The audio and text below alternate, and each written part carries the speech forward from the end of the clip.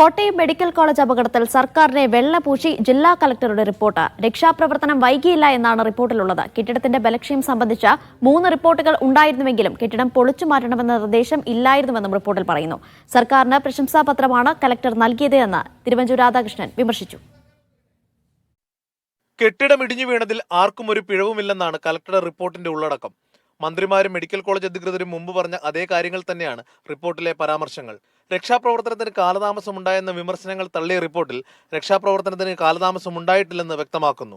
മണ്ണുമാന്തി യന്ത്രം കെട്ടിടത്തിനകത്തെത്തിക്കുന്നതിലെ കാലതാമസം മാത്രമാണ് നേരിട്ടത്. കെട്ടിടത്തിന്റെ ബലക്ഷയം സംബന്ധിച്ച് 3 റിപ്പോർട്ടുകൾ ഉണ്ടായിരുന്നെങ്കിലും ഒരു റിപ്പോർട്ടിലും കെട്ടിടം പൊളിച്ചു മാറ്റണമെന്ന് ശുപാർശയില്ലായിരുന്നു. ശുചിമുറി കെട്ടിടത്തിന്റെ താഴത്തെ 2 നിലകൾ ഉപയോഗിച്ചിരുന്നില്ല. ആർക്കെതിരെയും അച്ചടക്ക നടപടിക്കും റിപ്പോർട്ടിൽ ശുപാർശയില്ലെന്നാണ് സൂചന. എത്താൻ കാലതാമസം ഉണ്ടായില്ല, പക്ഷെ അതിനകത്ത് കടത്താൻ കുറച്ച് പ്രയാസപ്പെട്ടു, അത് മാത്രമേ ഉള്ളൂ. 3 സ്റ്റഡി അതിനകത്ത് നടന്നിട്ടുണ്ട്. ആ സ്റ്റഡിയുടെ റെക്കമെൻഡേഷൻസ് ഞാൻ അതുപോലെ തന്നെ റിപ്പോർട്ടിനകത്ത് കൊടുത്തിട്ടുണ്ട്. കളക്ടറുടെ റിപ്പോർട്ടിനെ രൂക്ഷമായി വിമർശിച്ച് കോൺഗ്രസ് രംഗത്ത് വന്നു. ജനങ്ങൾ കൃത്യകാര്യത്തിൽ കണ്ടുനിന്ന ദൃക്സാക്ഷികളായ ജനങ്ങളെ മോശമക്കാരാക്കി അവരെല്ലാം ഏതാണ്ട് കള്ളം പറഞ്ഞു എന്നുള്ള നിലയിലേക്കാണ് റിപ്പോർട്ട് പോയത് എന്നുള്ളതാണ് ഏറ്റവും പ്രതിഷേധാർഹമായിട്ടുള്ളത്. അപകടമുണ്ടായി 26-ാം ദിവസമാണ് കളക്ടർ സർക്കാരിന് റിപ്പോർട്ട് നൽകിയത്. തിരുവനന്തപുരത്തെത്തി നേരിട്ട് സമർപ്പിച്ച റിപ്പോർട്ടിനൊപ്പം അപകട സമയത്തെ ചിത്രങ്ങളും പൊതുമരാമത്ത് വകുപ്പിന്റെ അനുബന്ധ രേഖകളും ചേർത്തിട്ടുണ്ട്.